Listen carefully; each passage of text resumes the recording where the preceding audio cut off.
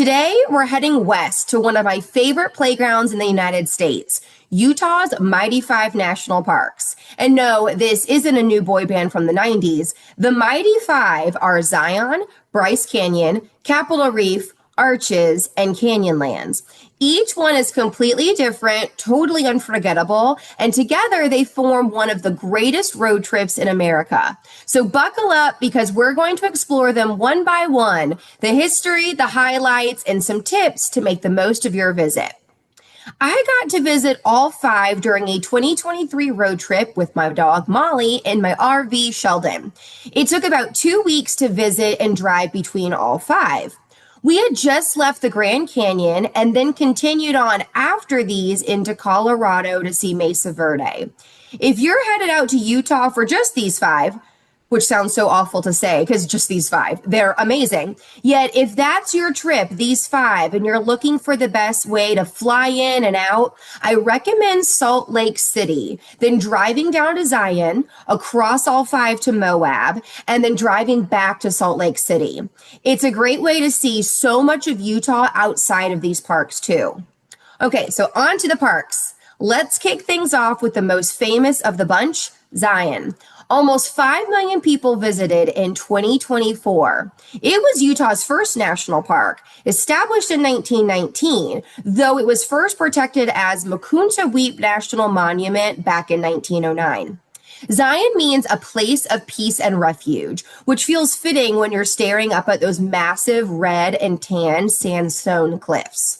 The big ticket hike here, Angel's Landing. It's so popular and so sketchy that you actually need a permit now. Picture holding onto chains bolted into rock while standing on a narrow ridge with 1,000-foot drop-offs on either side. Yeah, it's not for the faint of heart. But if you get the chance, it is unforgettable. Check out episode 41 if you'd like to hear about and watch footage from my Angel's Landing hike. For something less terrifying and yet just as unique, check out the Narrows. You literally hike in a river wading between towering canyon walls. Don't worry, you can rent the waterproof boots and the hiking sticks if you don't like wet socks and stubbed toes. Some people choose to only go in a couple hundred feet. Others, like me, went 3 miles in to see the famous Wall Street section of the hike. The Virgin River that you hike through will rage in late spring and early summer as the snow melts on the higher altitude section of the park. Sometimes the water is so high that the trail is closed. So if you're going to hike the Narrows, I would recommend visiting between June and September. An easier, chill trail to explore is the Perouse Trail. This is paved, and it's the only one in the park that you can bring dogs on. Just be mindful of how hot that pavement gets. I visited in July, and it was hot, and there's very little shade on the trail. However, you'll take in beautiful views, and you'll love the golden hour selfie opportunities. The Canyon Overlook Trail and the Subway are 2 other hikes you should check out. I didn't have time for those 2 on my trip, so I'll definitely be back to check those off the list. If you're visiting in the summer, the shuttle system is the only way to get around the main canyon, so plan accordingly. You can park at the visitor center and hop on to get up all 9 stops. There are also buses that will take you from in town into the park as well if you're not early enough to find parking. Remember how I said this park is popular? Well, during peak days, you might wait over 30 minutes for a shuttle bus. So I recommend getting there early, like sunrise early. And just FYI, you won't have cell service in most of the park. If you want a digital trail map, make sure to download it on All Trails before going. I recommend spending at least 2 full days here, if not 4 or more. To learn more about Zion National Park, check out episode 2 of my podcast. Next up, just 2 hours northeast, is Bryce Canyon. This park is basically nature's attempt at a rock garden, filled with thousands of hoodoos, those funky spire-shaped rock formations that look like drip castles made of stone. Remember when you were little and you'd go to the beach and drip the super wet sand into a tower? No? Okay, well, fun fact, despite the name, Bryce Canyon isn't technically a canyon. It's more of a giant natural amphitheater carved out of the plateau. And the view overlooking it is amazing. As far as the eye can see, it's orange and red hoodoos peppered with evergreens. And during the winter, it's even more amazing. Bryce sits at over 8,000 foot in elevation, so it's cooler here than Zion. Translation, bring long sleeves and layers most of the year. Even in July, it got down to the 40s and 50s at night. And speaking of night, Bryce Amphitheater is the place to watch the sunset across the hoodoos. For hikes, I recommend the Navajo Loop Trail, especially pairing it with the Queen's Garden. It's a couple-mile hike and it packs a punch. You go down through Wall Street, a narrow slot with towering orange cliffs, and then wind through spires that make you feel like you've wandered into another planet. Especially when you get down into the canyon, and if you're by yourself, it feels really otherworldly. Like Zion, Bryce Canyon also has a free shuttle service through most of the park, yet this one is not required. Less than half of the number of people that visit Zion go to Bryce, which blows my mind. Like, you drove all the way to Zion and then didn't do 2 more hours to go see another amazing national park. Now, I was able to see a good bit of Bryce Canyon in just a day and a half, yet most people recommend 2 to 3 days here. Capitol Reef is kind of the underdog of the Mighty Five. It's the least visited and it's the most underrated. Yet, to be fair, it's the most remote. Zion and Bryce are pretty close to each other, and sometimes they get looped in on a road trip with the Grand Canyon. Arches and Canyonlands are both near Moab and sometimes get looped in on a road trip with Mesa Verde. In between both groups, in southern central Utah, is Capitol Reef, outside the town of Torrey. The Capitol part comes from the white domes of Navajo sandstone that look like the U.S. Capitol building. And the Reef part is because of the water pocket fold, a 100-mile-long wrinkle in the Earth's crust. It makes travel through here as tricky as navigating a coral reef. What makes Capitol Reef extra special is the mix of geology and history. Mormon pioneers settled here in the 1800s and planted orchards that still exist today. There are 19 orchards with over 1,900 trees like apple, peach, apricot, walnut, pecan, etc. They will open up the ones that have fruit in season and let visitors in. Anything you eat in the orchard is free, and then you pay by weight if you take any fruit home with you. It is the only national park where you can show up for a hike and leave with a pie. Seriously, the Gifford House in the Fruita Historic District sells homemade pies that are legendary. I bought a giant cinnamon roll and spiced apple jam as well. You could spend an hour just driving the scenic drive, admiring the unique topography. I'd also recommend hiking the Hickman Bridge Trail. It's not quite 2 miles and will take you to the Giant Arch. And then the Cassidy Arch Trail gives you a view of a massive natural arch you could actually stand on. And yes, it is named after Butch Cassidy. Legend has it that he hid out from the law in that area under the arch. It's a little over 3 miles and has no shade, so bring water and sunscreen. That part of Utah was inhabited by the Fremont people from the year 300 to 1300. There are several locations in the park where you can see evidence of them, like petroglyphs.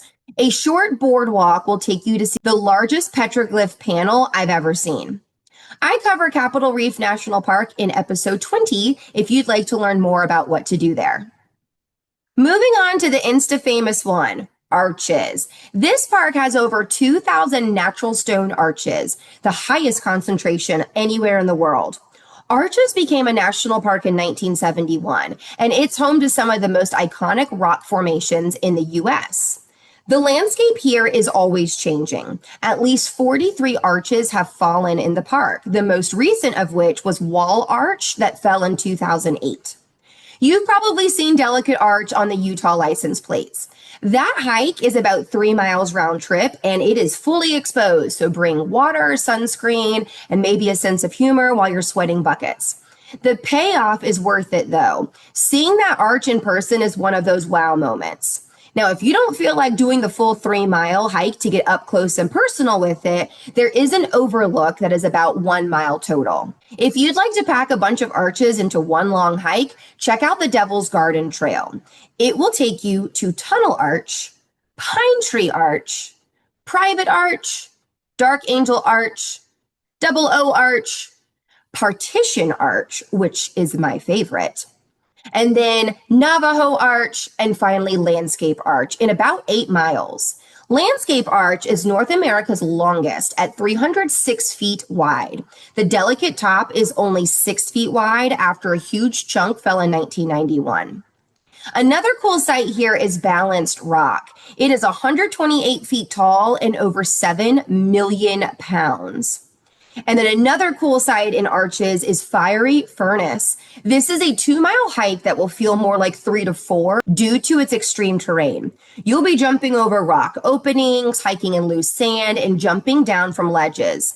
The park limits the number of people that can visit each day because it's so easy to get turned around in the maze of sandstone walls. The only 2 ways you can do this hike are with a ranger for $16 or by getting a permit, which can be difficult during peak season. Pro tip, Arches gets insanely busy, so go early in the morning or later in the evening. In fact, for over 5 months of the year, a timed entry is required if you go between 7 a.m. and 4 p.m.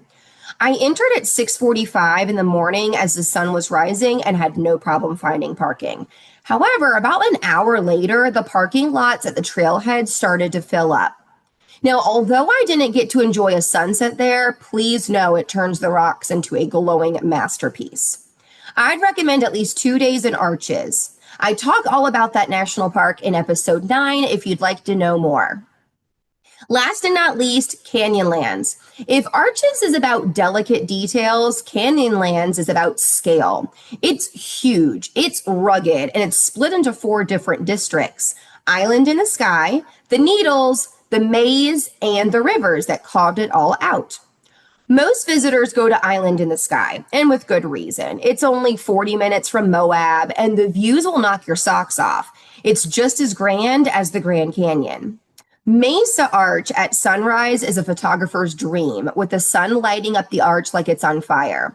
This is one of the more popular hikes at just a little over half a mile. For a little longer one, try Grand Viewpoint Trail. It's easy, and the payoff is sweeping views of canyons that look like they go on forever. If you want something more adventurous, head to the Needles for backcountry trails among colorful spires. This district was named for the colorful sandstone spires looking similar to Bryce Canyon. Cave Spring Trail is an easy 0.6 mile out and back that takes you to remnants of a cowboy camp. And Slick Rock Trail is a few miles long and offers great views of islands in the sky and the Needles. Just don't underestimate the remoteness here. Canyonlands is wild, rugged, and cell service is basically a myth. Search and rescue stays busy looking for people lost in the Needles.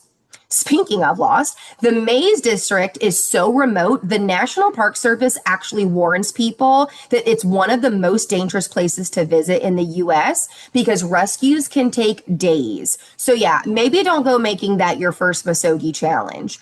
This will require a high clearance vehicle and at least a few days to really take it in. And finally, the last district in Canyonlands, the rivers, the Colorado and Green Rivers to be exact. They carve the canyons and create a sharp contrast to the desert above. There are several guided river tours that last anywhere from half a day to 1 week.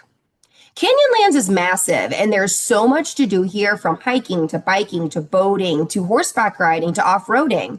I highly recommend you spend several days and check out more than just one district. Now, if you're planning a trip to hit all 5 parks, know this: it's about 860 miles total if you loop them. And you'll want at least a week, though at least 2 is better. Moab makes for a great base for Arches and Canyonlands, while Springdale is perfect for Zion. Bryce and Capitol Reef are quieter, which is part of their charm. Doing all 5 at once is probably best in the fall. The summer's hot, it's crowded, and it's a little bit miserable if you're not used to desert heat. Winter is stunning, yet can bring snow, especially in Bryce. And spring is still really chilly at the higher elevations, and it will limit some of the hikes that I mentioned. Above all, bring water, lots and lots of water. Desert dehydration is real, and trust me, you do not want to be that hiker on the trail asking strangers for a sip. That actually happened to me in Bryce Canyon. So there you have it, Utah's Mighty 5 5 parks, 5 personalities, and enough jaw-dropping scenery to keep your camera batteries crying for mercy. Zion brings the drama, Bryce Canyon brings the hoodoos, Capitol Reef brings the pie, Arches brings the arches, and Canyonlands brings the endless views. Whether you do one park or all 5, Utah's national parks are the kind of places that change how you see the world, and maybe yourself too. If you've enjoyed today's adventure, make sure to subscribe, leave a review, or share this with your travel buddy who's always saying, we should totally do a road trip. Because yes, you totally should. And don't forget to hit subscribe so that you can follow along and dream big for your journeys on the Great Escape. See you next time, adventurers.